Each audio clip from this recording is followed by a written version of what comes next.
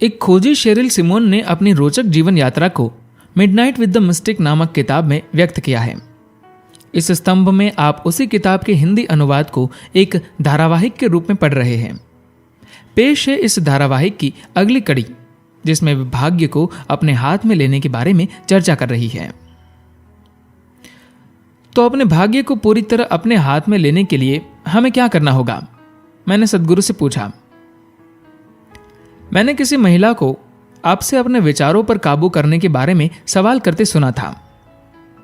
वे कह रही थी कि किस तरह से उनके विचार उनके काबू में न रहकर बिना कारण हर दिशा में दौड़ते रहते हैं। हम में से अधिकतर लोगों के लिए यह सही है। मैंने आपको जवाब देते सुना था कि हम तब तक अपने विचारों पर काबू नहीं कर पाएंगे जब तक हम खुद को चीजों के एक ढेर के रूप में देखते रहेंगे। हमारा शरीर, हमारा मन, कामकाज और परिवार। सुनकर लगा था मानो आप कह रहे हो कि इन सब का हमारे भाग्य पर काबू करने से कोई संबंध है। क्या आप ये बात समझा सकते हैं? बाहरी स्थितियों से मिलने वाला आनंद आपका अपना नहीं होता। जैसे ही आप खुद को उन सब चीजों से जुड़ा मानती है जो कि आप नहीं हैं, तो आप इन विचारों को नहीं रोक सकती। भौतिक शरीर से शुरू करके जो कि एक गठरी है, मन, भावनाएं, चीजें, लोग, आपने इतनी सारी झूठी पहचानें जोड़ ली है कि उनका सिलसिला कभी खत्म नहीं होता। लोग इन झूठी पहचानों के साथ अपने संबंधों को समझ नहीं पाते। आप इस हाल में खुशी पा सकती है। बाहरी स्थितियों के कारण आपको थोड़ा आनंद मिल सकता है, लेकिन अधिकतर लोगों के लिए केवल स्वयं रहकर पूरी तरह आनंदमय होना संभव नहीं हो पाता। इस स्थिति में आनंद कुछ बाहरी चीजों के कारण है, आपका अपना नहीं। खुशहाली और आध्यात्मिक उन्नति के लिए अलग अलग साधना करनी होगी। मैंने कहा, सद्गुरु, मेरी जान पहचान के अधिकतर लोग एक भरा पूरा जीवन चाहते हैं। सही जीवन साथी, सुंदर दृश्य, भरपूर संपत्ति। मुझे भी यह सब पसंद है, पर मैं जानती हूं कि हम खुद को कम आंक रहे हैं। मुझे लगता है कि इससे आगे भी काफी कुछ हम पा सकते हैं। निश्चित रूप से बहुत कुछ पा सकती है। आवश्यक साधना करने पर आप तन, मन और ऊर्जा पर कुछ हद तक काबू कर सकती है। अगर कोई आध्यात्मिक परिणाम पाना चाहता है तो उसे और अधिक नियंत्रण करना होगा, उसे और निपुणता हासिल करनी होगी। लेकिन यदि आप केवल भौतिक सुख चाहती है तो थोड़े बहुत नियंत्रण से काम चल जाएगा और इसको हासिल करना बड़ा आसान है। मुझे अभी भी लगता है कि केवल आरामदेह जीवन जीने की कोशिश में हम अपना मूल्य घटा रहे हैं। मैंने कहा, अपने तन मन पर थोड़े से नियंत्रण से ही आप ये सब चीजें आसानी से पा सकती हैं।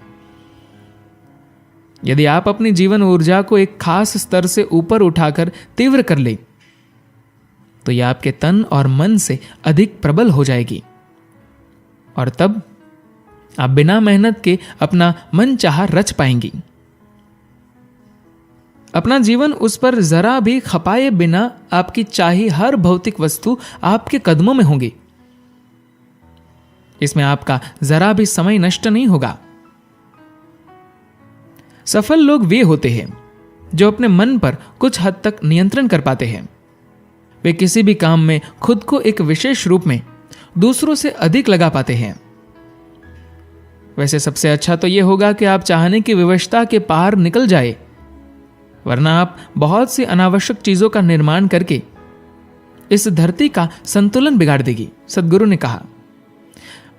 मैंने कहा, मैं हताश हूं क्योंकि जब मैं अपने जीवन में एकाग्रचित्त हो पाई तब बहुत सी ऐसी बाहरी चीजें करवा सकी जो मैं होते देखना चाहती थी, लेकिन मेरे भाग्य में कुछ भी आध्यात्मिक करवाना नहीं लिखा था।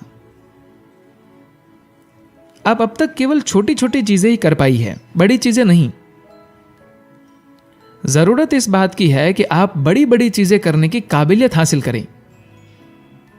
यदि एक पल के लिए आप ये अनुभव करें कि सृजन का स्रोत आपके भीतर है और अपनी एकाग्रता को आप खुद में केंद्रित कर ले, तो आप अपने भाग्य को दोबारा अपने हाथों से लिख सकती है। निश्चित रूप से मैं बड़ी बड़ी चीजें नहीं कर पाई थी। सद्गुरु मुझे याद दिला रहे थे कि मेरे स्वास्थ्य में इतना सुधार कितनी महत्वपूर्ण बात है। मैं उसका मूल्य कम नहीं करना चाहती थी। यदि आपका स्वास्थ्य ठीक नहीं है तो उस पर सबसे पहले ध्यान देना होता है। शक्तिहीन और पीड़ा से कराहते रहने के कारण ईशा के अभ्यास मेरे लिए शुरू में बड़ी मुश्किल होती थी। अब उस समस्या के न होने के कारण मैं योग के सूक्ष्म आयामों का और अधिक अनुभव कर पा रही हूं। लेकिन इस कारण से अपने अस्तित्व की सारी संभावनाओं को पा लेने की इच्छा बड़ी तेज हो गई है।